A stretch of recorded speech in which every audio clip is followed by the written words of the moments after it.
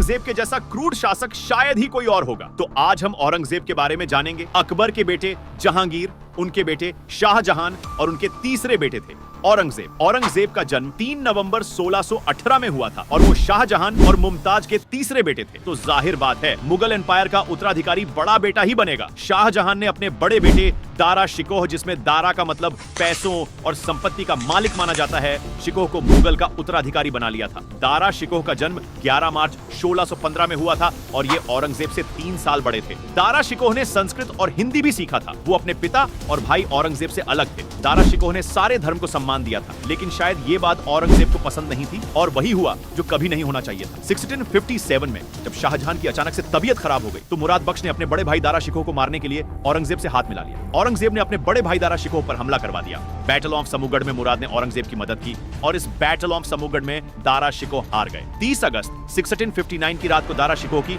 उनके बेटों के सामने उनकी हत्या कर दी गई और शाहजहां को आगरा फोर्ट में कैद कर लिया गया। 7 जुलाई 1658 में जब मुराद और औरंगजेब एक टेंट में बैठे हुए थे तो नशे की हालत में मुराद को जेल में डाल दिया गया। 3 साल के लिए जेल में कैद रहने के बाद 14 दिसंबर 1661 में मुराद को फांसी देके मार दिया गया। 1658 से 1707 तक औरंगजेब ने अपने सारे भाइयों को मार दिया। ऐसा नहीं है कि औरंगजेब ने सारे बुरे काम ही किए हैं, सिर्फ एक अच्छा काम ये किया था कि औरंगजेब ने सती प्रथा को बैन करने का ऑर्डर भी दिया था और यूरोप के ट्रैवलर्स ने ये देखा कि सती प्रथा होना बंद हो गया है। पर जैसे ही औरंगजेब का राज खत्म हुआ, ये प्रथा वापस से होने लगी। औरंगजेब ने कॉइन्स भी बनाया था जहां पहले के सिक्कों में कुरान के वर्सेस लिखा जाता था, पर इन सिक्कों पर उसने कुरान की वर्सेस छंद नहीं लिखा क्योंकि कॉइन को लगातार हाथ और पैर से छुआ जाता है इसलिए। 1669 में हिंदू जाटों ने रिबेल ऑर्गेनाइज किया। माना जाता है कि मथुरा में फिर से जिजिया को लागू करवाने और हिंदू मंदिरों को नष्ट करने के कारण शुरू किया गया। जिजिया एक टाइप का टैक्स होता है जिससे हिंदुओं की प्रोटेक्शन के लिए हिंदुओं से लिया जाता है। इसे 16th सेंचुरी में अकबर के द्वारा बंद कर दिया गया, पर 17th सेंचुरी में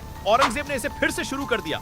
इन जाटों को लीड गोकुला करते थे जो कि तिलपत के जमींदार थे। 1670 में 20,000 जाटों को साथ करवाया गया और मुगल की आर्मी ने तिलपत को कंट्रोल में ले लिया। गोकुल्ला को मुगलों ने पकड़ लिया और मार दिया। फिर अपने पिता का बदला लेने राजा राम जाट ने अकबर की कब्र से सोने और चांदी को लूट लिया।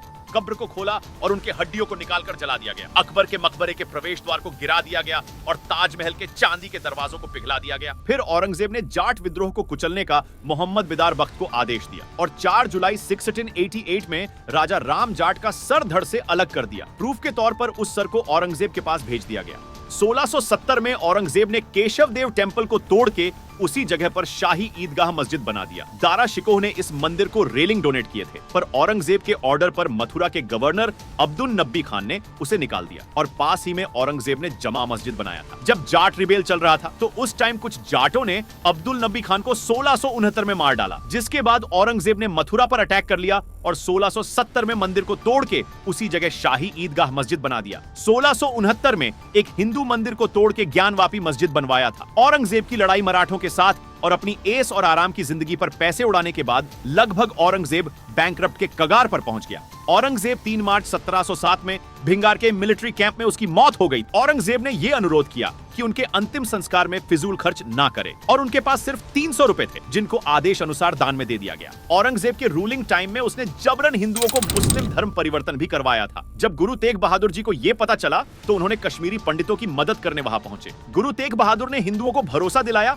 और मुगलों को यह मैसेज भेजा कि अगर मैं इस्लाम में कन्वर्ट हो गया तो सारे हिंदू इस्लाम कबूल कर लेंगे। औरंगजेब ने तुरंत बहादुर जी को अरेस्ट कर लिया और दिल्ली में लाया गया। दिल्ली में उन्हें बहुत टॉर्चर किया गया और जब बहादुर जी फिर भी इस्लाम धर्म कबूल नहीं किए तो उनका सर काट दिया गया। इसके बाद गुरु तेग बहादुर जी के बेटे गुरु गोविंद सिंह ने मुगलों के साथ बहुत से युद्ध लड़े, पर इस दौरान उनके 2 बेटे जिन्हें छोटे साहबजादे भी कहा जाता था और गोविंद जी की मदर को मुगलों ने ओपन टावर में ठंडियों के समय कैद रखा। फिर 26 दिसंबर 1704 को 6 साल के साहिबजादा फतेह सिंह और 9 साल के जोरावर सिंह को पूछा गया, क्या तुम इस्लाम धर्म कबूल करोगे? जब दोनों ने मना कर दिया तो वजीर खान ने दोनों को जिंदा वॉल उनके चारों तरफ बनवाने का ऑर्डर दिया। अपने पोतों की मौत के बारे में सुनकर उनकी दादी कुछ समय में मर गई। ऐसे भी थे हमारे बहादुर योद्धा। तो वीडियो को यही एंड करते हैं एक छोटे से आउटरो के साथ।